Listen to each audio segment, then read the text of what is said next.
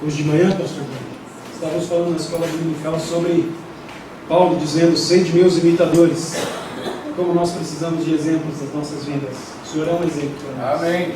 Deus, quero colocar a vida do pastor Jorge diante do Senhor, Pai. Deus, que ele continue sendo imitador do Senhor, Pai. Que o Senhor cresça na vida dele e ele diminua. Ele continua, Pai, sendo um exemplo no nosso meio. Um homem que é sal da terra e luz do mundo. E nos ajuda, Pai, a continuar no caminho do Senhor. Amém. Abençoa essa vida, Pai. Que a palavra do Senhor flua através da vida dele. E que ele seja luz para as nossas vidas. Amém. Muito obrigado, Pai. Em nome de Jesus. Amém.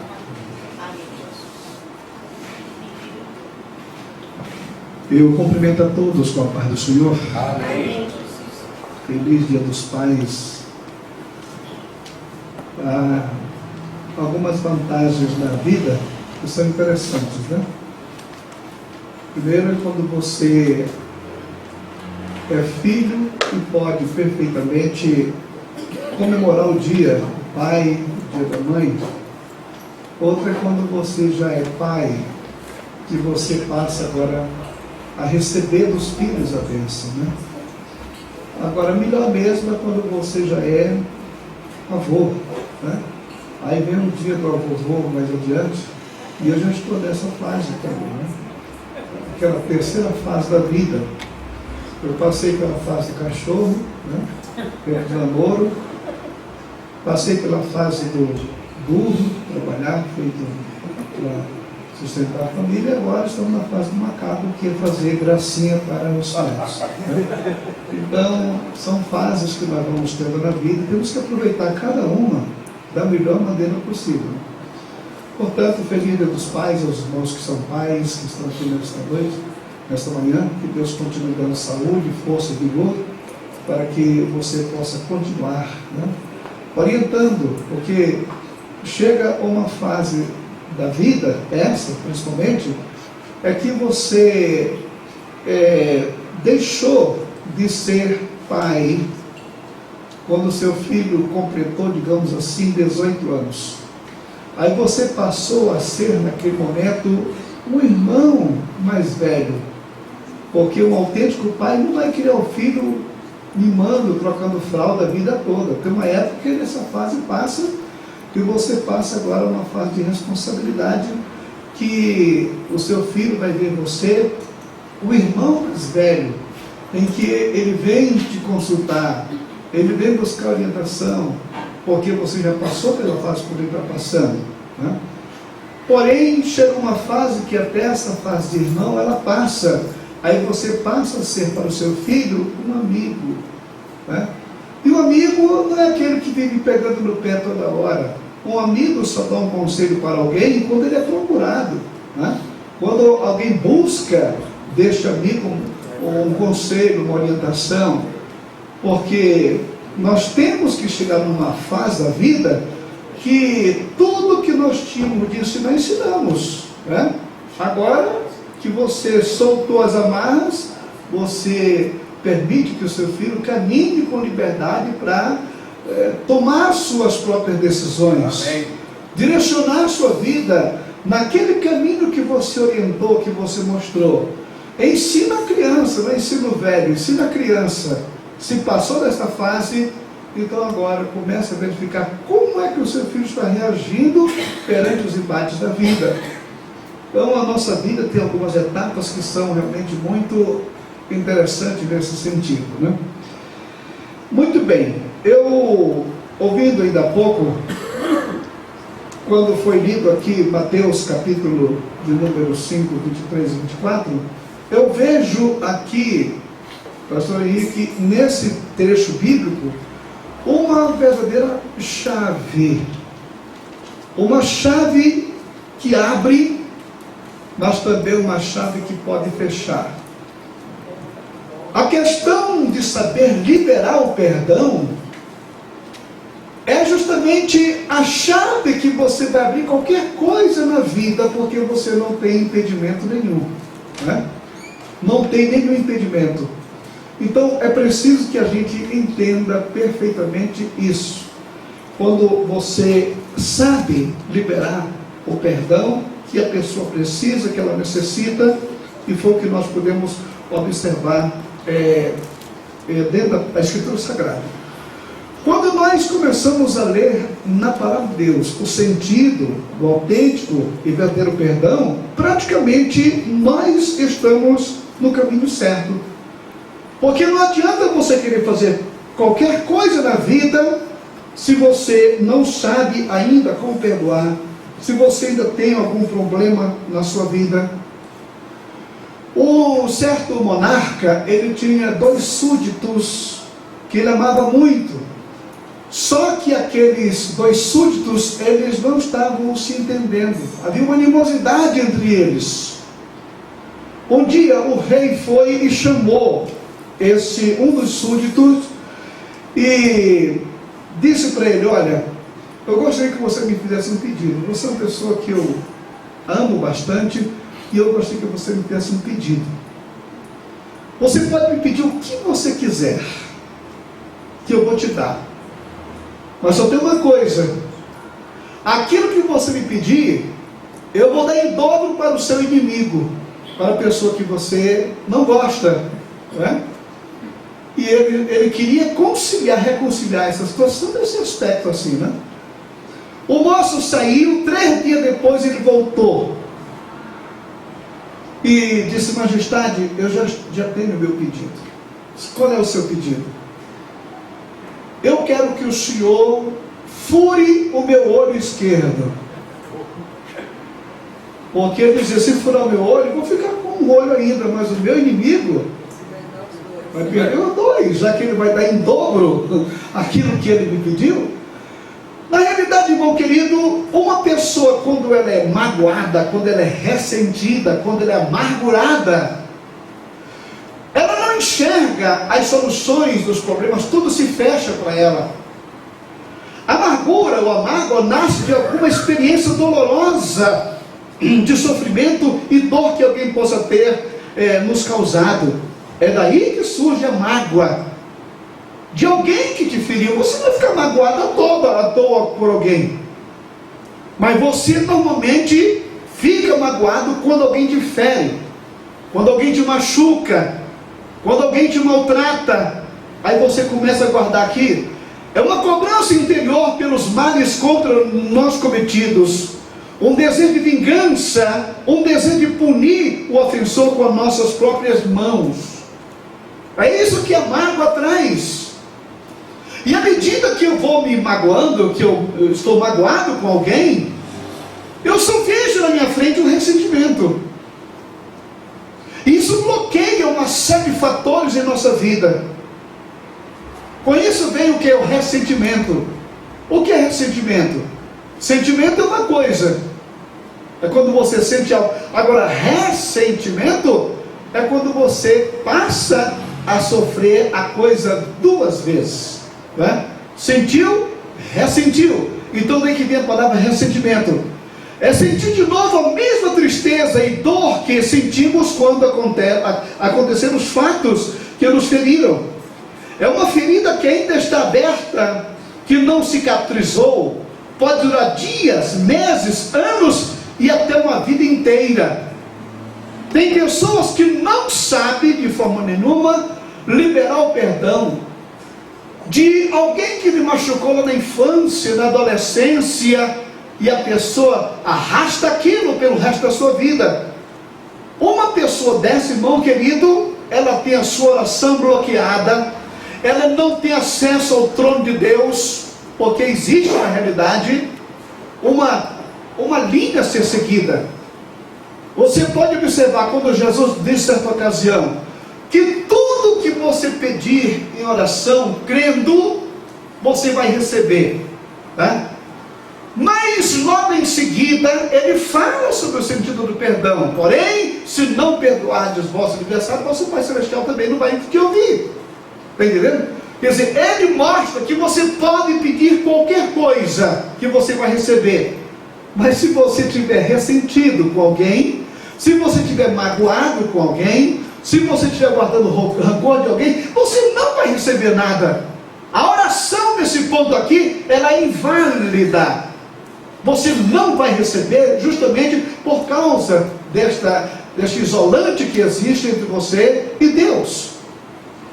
Vem também a questão da amargura. Sabemos o que é mágoa, ressentimento, amargura ou rancor. É como uma raiz escondida debaixo da terra. Se não for arrancada, ela cresce e produz frutos destruidores. Produz frutos destruidores. Quando você não sabe liberar o perdão. Abra sua Bíblia, por exemplo, aí em Hebreus, capítulo 12, e o versículo 15. Hebreus, capítulo 12, e o versículo de número 15, que declara o seguinte: tenha cuidado que ninguém se prive da graça de Deus. Olhe bem, você não pode se privar da graça de Deus. E de que nenhuma raiz de amargura brotando vos perturbe, e por ela muitos se contaminem. Privado da graça de Deus, justamente por causa dessa questão da amargura. Pessoa amarga, pessoa que não sabe, que vive praticamente magoada com alguém. Em 1 João capítulo 2, versículos 9 a 11, ainda declara o seguinte: aquele que diz que está na luz, olha bem, aquele que diz que está na luz, aquele que diz que é crente, aquele que diz que é uma pessoa sincera, diz aqui João, aquele que diz que está na luz e odeia ao seu irmão, até agora está onde? Está em trevas. O ódio conduz o homem ou a mulher no caminho das trevas, porque o ódio vai entenebrecer a sua visão de Deus para com você e você para com Deus. Aquele que é seu irmão está na luz e nele não há escândalo, mas aquele que odeia seu irmão está em trevas e anda em trevas e não sabe para onde ir, porque as trevas lhe cegaram os olhos. É por isso, irmão querido, que quando você vai participar da ceia, o apóstolo São Paulo orienta: analise, pois, o homem a si mesmo. Olha só, isso aqui chama-se autoconfrontação. Porque normalmente nós nos preparamos para disciplinar os outros, nos preparamos para orientar as pessoas. Muitas vezes o nosso sermão se baseia no que é que eu vou falar para a igreja, o que é que a igreja precisa. Mas o foco principal de tudo isso, irmão, está em você mesmo. Analise você mesmo antes de você tentar tirar o argueiro do olho do seu amigo. Mateus capítulo 7, né? Tira a primeira trave que está no teu olho. Amém. E se autoconfrontar, é saber, é analisar a minha vida. Como foi dito, se você vier apresentar sua oferta e se lembrar que teu irmão tem alguma coisa contra você, meu filho, para ali, porque se você continuar, você vai oferecer um novilho, dois, um rebanho inteiro, e isso nunca vai chegar na presença de Deus. O Senhor diz: deixa ali tua oferta, vai, reconcilia-te com teu irmão, e depois vem, aí sim. Você está com a chave que abre o caminho para Deus, o caminho para o céu. Então nós podemos observar, irmão, que queremos fazer muitas coisas para Deus, desejamos. O tema desse mês sobre o ID, a obediência do ID por todo mundo. Não adianta você querer dar um passo em direção à missão, à evangelização, se você não entendeu ainda o sentido do perdão. Amém. O que é perdoar? Ou se sentir perdoado? Como é que eu vou pregar o perdão de Deus lá fora quando eu mesmo ainda não encontrei esse caminho? Ainda não sei como fazer. Como é que eu vou pregar que Jesus salva, que Ele cura, que Ele batiza, quando eu não sou salvo ainda? Porque aquilo que odeia está em trevas. Então nós podemos observar justamente esses pontos que são interessantes. justamente aqui em Mateus capítulo 6, que foi lido, porque se perdoardes aos homens as suas ofensas, olha só, também o vosso Pai Celestial vos perdoará a vós. Se você perdoar, você vai ser perdoado, mas se você não perdoar, você não vai ser perdoado.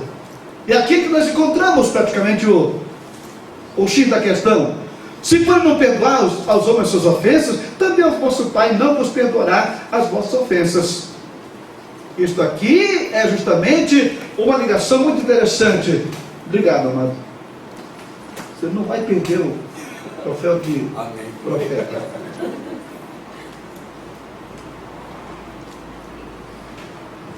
Vamos ver aqui Mateus capítulo 18 e o versículo de número 23 em diante. Vamos ver aqui uma série de versículos que são fundamentais pela compreensão daquilo que nós estamos falando. Mateus capítulo 18, a partir do versículo 23. Olha bem, começa dizendo: o reino dos céus pode-se comparar-se a um certo rei que quis fazer contas com seus servos. Olha como é que o Senhor conta aqui essa parábola para exemplificar o que é, como é que funciona o reino dos céus. E como súditos deste reino, qual deve ser o nosso procedimento, nosso relacionamento. Nenhum de nós que está aqui nesta manhã é igual um ao outro. Não. Deus me fez de uma forma, fez você de outra. Agora, aquilo que eu tenho de sobra, eu posso perfeitamente preencher aquilo que você precisa. Mas eu posso analisar que você tem muitas coisas que eu não tenho, que eu vou precisar. É justamente está aqui a questão do amor, que faz com que eu não veja os defeitos, as falhas dos outros, mas pelo contrário, eu só olho o defeito, as falhas, porque eu acho que eu sou forte nesse ponto. Então Deus me faz ver isso, não para comentar, não para falar, mas para que eu possa ajudar, e você me ajudar naquilo que for necessário. Por isso o rei do céu compara-se a um certo rei que quis fazer contas com seus servos. E começando a fazer contas, foi-lhe apresentado um que lhe devia 10.000 talentos. 10.000 talentos. Se você puder verificar o valor, o peso de um talento judaico, ele pesa 32 quilos. Imagine um talento de ouro que pesa 32 quilos, são 32 quilos de ouro. Agora multiplique isso por 10.000. É uma soma que talvez nem o Banco Central do Brasil tenha. É uma soma exorbitante. 10.000 talentos. Agora, não tendo com o que pagar, o seu senhor mandou que ele, sua mulher e seus filhos fossem vendidos com tudo quanto tinham, para que a dívida lhes pagasse. Para que eles se pagasse a dívida. Então aquele servo, prostrando-se, reverenciava dizendo: Senhor, se generosa para comigo, e tudo te pagarei. Não vai pagar nada. Quem é que tem condição de pagar 10.000 talentos não tendo nada? Hein? Isso aqui, meu irmão querido, nada mais é de que o vulto extraordinário que você deve para Deus. Você devia para Ele mais de 10.000 talentos por a carga de pecado que tínhamos na nossa vida. E Ele veio e perdoou tudo isto, toda esta dívida. E vocês assim, quando Senhor, se tu me perdoar, eu vou te pagar tudo isso. Você não tem com que pagar, nunca. O Senhor colocou esse valor justamente para mostrar que nós não temos condição de pagar o volume de pecados que Ele nos perdoou. Então o senhor daquele servo, movido de íntima compaixão, soltou e perdoou-lhe a dívida. Saindo, porém, aquele servo encontrou dos seus conservos que lhe devia 100 dinheiros, 100 denários, 100 reais. 100 reais. Uma moeda que não é de um valor que não é difícil de qualquer pessoa dar com ela dentro de um bolso, né? Talvez seja menos que o salário de um dia de trabalho de alguém. 100 reais. Então veja só. Saindo, porém, aquele servo encontrou dos seus conservos que ele devia 100 dinheiros. Lançando mão dele, sufocava-o, dizendo: paga-me o que me deves. Então seu companheiro, prostrando-se a seus pés, rogava, dizendo: seja generoso para comigo, e tudo eu te pagarei. Existe possibilidade de eu te pagar esse valor. Ele, porém, não quis. Antes foi encerrado na prisão até que pagasse a dívida. Vendo, pois, os seus conservos o que acontecia, contristaram-se muito e foram declarar ao seu senhor tudo o que se passava. Tudo o que se passava. E o que você pode observar em seguida, o que foi que aconteceu? Então o seu senhor, chamando a sua presença, disse-lhe: servo malvado, perdoei-te toda aquela dívida, porque me suplicastes. Não devias tu igualmente ter compaixão do teu companheiro, como também eu tive misericórdia de ti? Indignado, o seu senhor entregou aos atormentadores, e outras vezes ao verdugo, ou aquele que vai lhe machucar, até que pagasse tudo o que devia. Assim vos fará também o meu Pai Celestial de todo o coração, se não perdoardes cada um ao seu irmão a sua ofensa. Irmão querido, quando nós começamos a analisar este volume extraordinário de dívida que nós tínhamos contraído contra os céus, e o Senhor nos perdoou, zerou toda a nossa conta. Agora vem aquela pessoa que te machucou, aquele que te maltratou, aquele que você serviu de fiador e depois não pagou a conta, você tem que pagar. Você ficou machucado com uma pessoa dessa? Mas a culpa também é sua, porque a Bíblia não manda você ser fiador de ninguém. Não me peça para ser fiador de você, que eu não vou ser, porque a Bíblia manda que eu evite isso. Por quê? Porque duas coisas vão acontecer. Qual é? Primeiro, é que se você não pagar, eu vou ter que pagar. Segundo, é que eu não quero perder minha amizade com você por causa disso. Então é melhor ficar para lá e eu para cá. Então vamos em frente. Agora, se puder ajudar, ajudo. Se puder dar, dê. Alguém te pede, dá. É o que a Bíblia manda você fazer. Mas servir de fiador é orienta nesse sentido. Porém, irmãos queridos, o que eu quero que você observe aqui, essa expressão do versículo 34. Olha o que diz aí. Indignado, seu senhor o entregou aos atormentadores. Não é que Deus vai entregar ninguém para o diabo atormentar, irmão. Deus não faz uma coisa dessa. Acontece é que quando você quebra uma lei de Deus, quando você quebra um princípio divino, automaticamente você abre a brecha e você dá liberdade, você dá autoridade para Satanás entrar na sua vida e te atormentar. Tem pessoas que estão doentes. Existem duas maneiras de você ficar doente. Primeiro, é não se cuidar fisicamente. É você não ir a um médico de vez em quando para ver como fazer um check-up lá, como é que está a sua situação. É você fazer extravagância que daqui a pouco você está doente. Come tudo que encontra pela frente e depois não vai reclamar: Senhor, olha a minha glicose, o meu não sei o que lá, uma porção de coisa que aparece no sangue, causado por comidas. Então, uma das formas de você se ficar doente é não saber cuidar da sua saúde. Mas a segunda maneira que você tem para ficar doente é justamente quando você cai na mão do atormentador. Eu quero que vocês saibam, que toda síndrome de pânico, toda depressão, todo tipo de doenças que tem por aí, psicossomáticas, elas têm uma procedência lá atrás, numa ação pecaminosa. Uma ação pecaminosa. Pode voltar atrás que você vai encontrar alguma falhazinha, uma brecha que você abriu, que você deu liberdade para o inimigo ele causar na sua vida.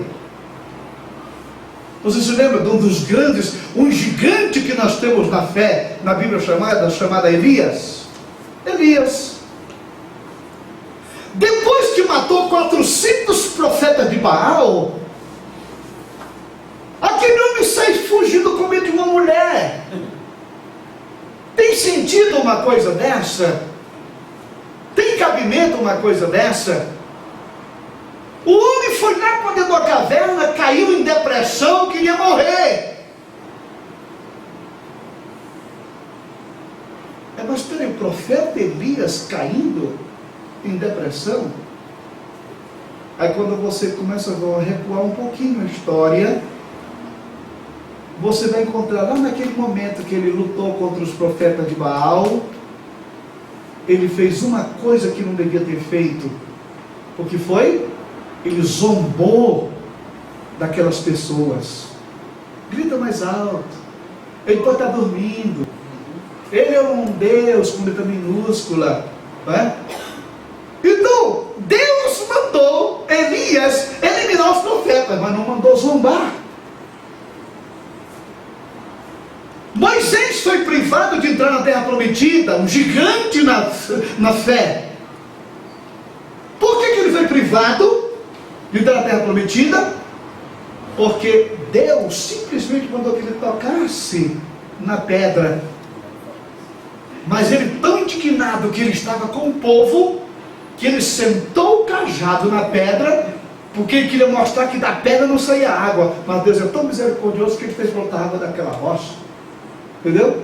Ao princípio, se você analisar o que está acontecendo com você, por que essa depressão, por que isso aqui, existe um princípio lá atrás. O primeiro elemento na vida, a gente fala muito hoje síndrome de pânico, né? Depressão, doença do século. Você vai encontrar isso lá no princípio. O primeiro homem na Bíblia a sofrer síndrome de pânico, sabe quem foi? Adão. Aquele homem que andava com Deus, toda virada da tarde Deus descia para falar com Adão, e eu não creio que Deus descia para contar para furado para Adão. Era conversa de alto nível, era conversa de projeções futuras. Adão, através de você, essa terra vai ser povoada.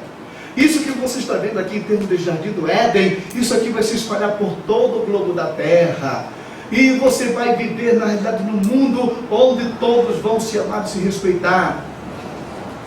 E de repente, quando Adão cai em pecado, a primeira coisa que aconteceu foi o quê? Se esconder.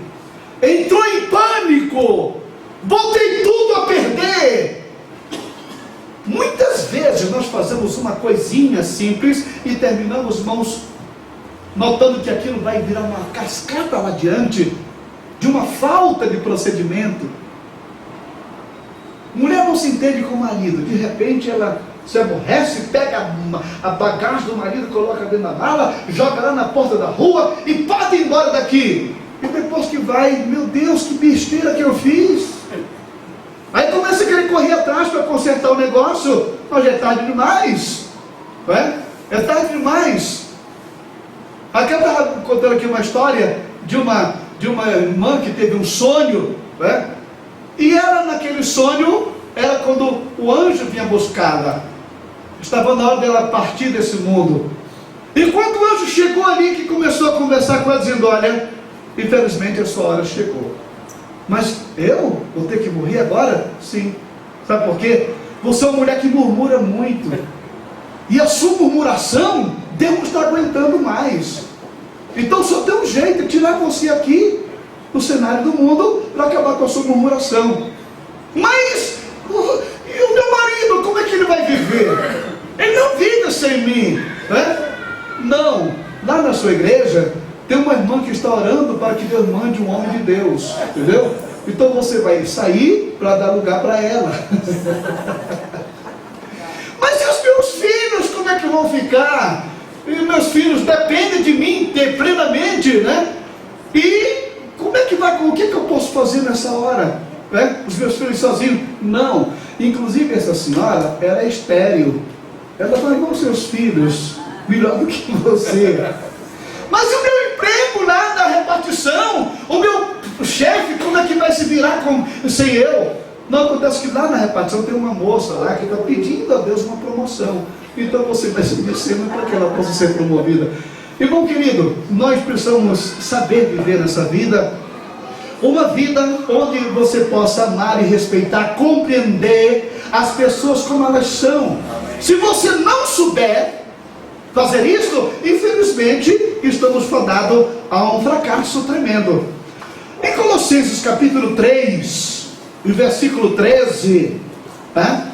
Então cuidado para não cair na mão do atormentador. Não abra precedentes, porque isso vai lhe trazer problemas. Você se lembra o que foi que o salmista declarou certa ocasião? Enquanto eu escondi o meu pecado, tu esmagaste os meus ossos. Reumatismo crônico, artrite, artrose e uma porção de coisa causada o quê? Enquanto eu calei o meu pecado, tu esmagaste os meus ossos. Mas eu te confessei e tu, o quê?